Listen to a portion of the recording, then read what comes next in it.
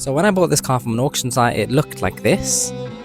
Bearing in mind I've never done any mechanical or cosmetic work to a car prior to that last video, and in the last video we managed to fit 2 doors, a seat airbag and a curtain airbag, and everything works and functions as it should. So in this video I'm going to attempt to carry out a full service of the vehicle myself, that is oil filter, air filter, pollen filter and spark plugs. That is what I think we need.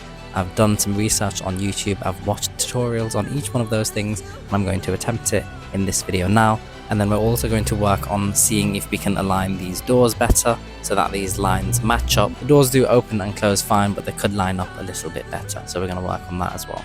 And once that service is done, I can get the car on the road, get it MOT'd, and I can get the body shop to work their magic and make it look a little bit nicer than it is right now with these 2 different coloured doors. Alright, let's get on with the service. Alright, so let's start here. Now we can get this open. I'm going to start off very simple with the air filter.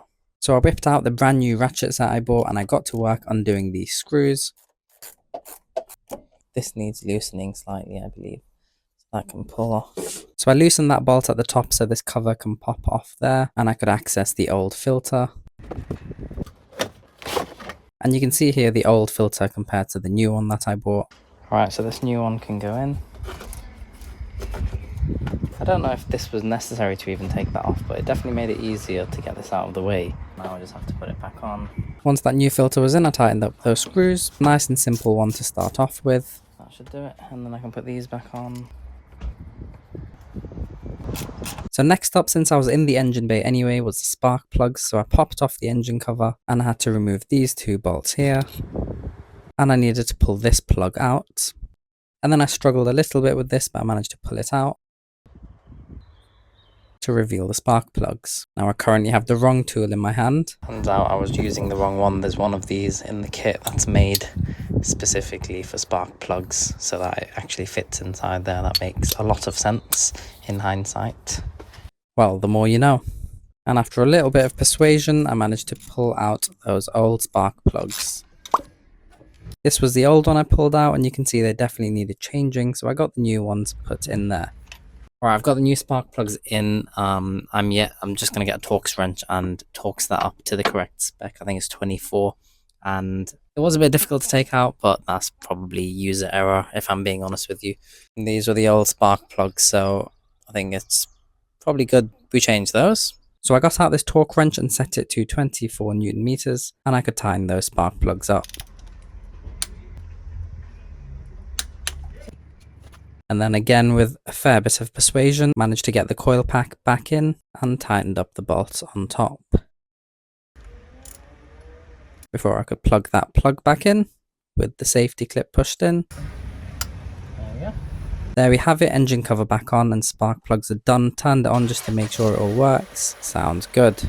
There's one thing I absolutely cannot wait to do on this car after all this work is done, and that is clean it, because I'm going to show you. Because it's very dirty and it's very unlike me to keep a car in this condition. It's very bad. Yeah, so it's feeling very sorry for itself at the moment. But I'm going to get this cleaned up and looking like a brand new car as soon as I've done the more important things, of course. It's now time for this pollen filter to go in. And from the research I've done, it seems you don't actually need to take this glove box off.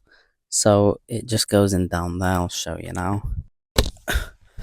I realise the position I'm currently seated in seems a little bit unnecessary, but I can assure you is highly imperative to the success of this cabin filter replacement. Oh my god, there's a fly. This is not the best position.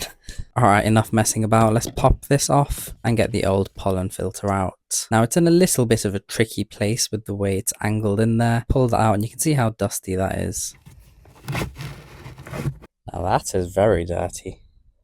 If you compare it to our new one, let me take this out. It is a bit grimy. Okay, so I want the airflow pointing towards the back of the car, so this way, and then I need to struggle and get this in. Now, this took longer than I'd like to admit. It seems like a fairly straightforward task, but for some reason it just did not want to sit in place there. It was exactly the same size as the one I pulled out, but just a little bit awkward. So once that was in, I could finally get the cover back on, and that's another job done. Okay, the oil has been delivered, so I can finally get the oil and oil filter in. Right, what I need to get from this garage is trolley jack and some jack stands. There it is. It's right buried in there next to this carcass of my DT125.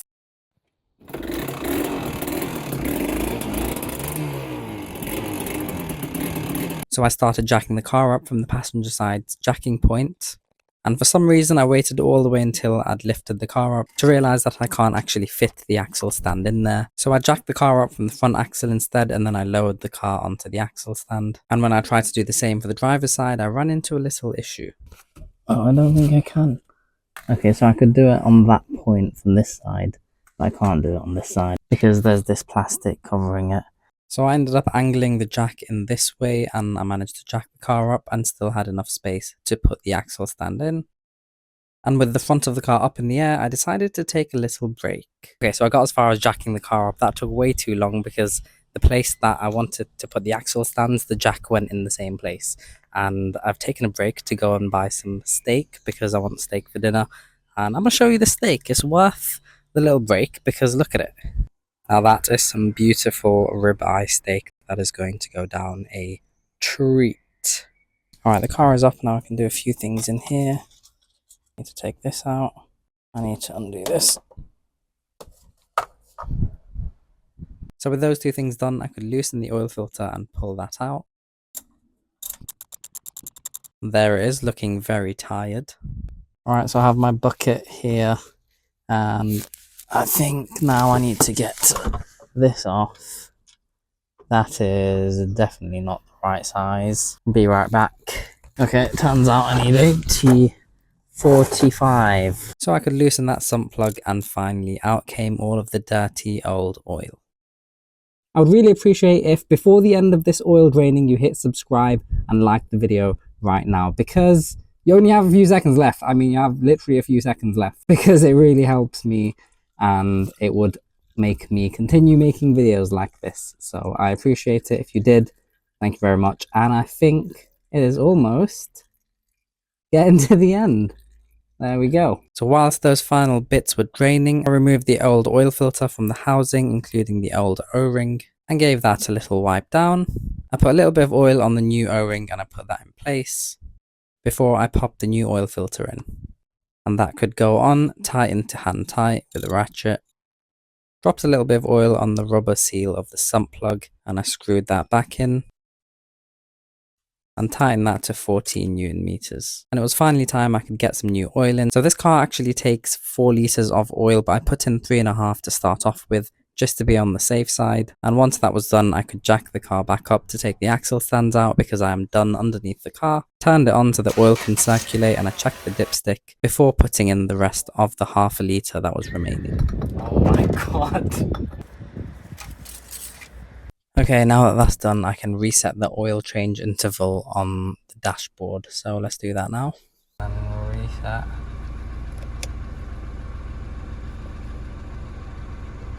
Yeah.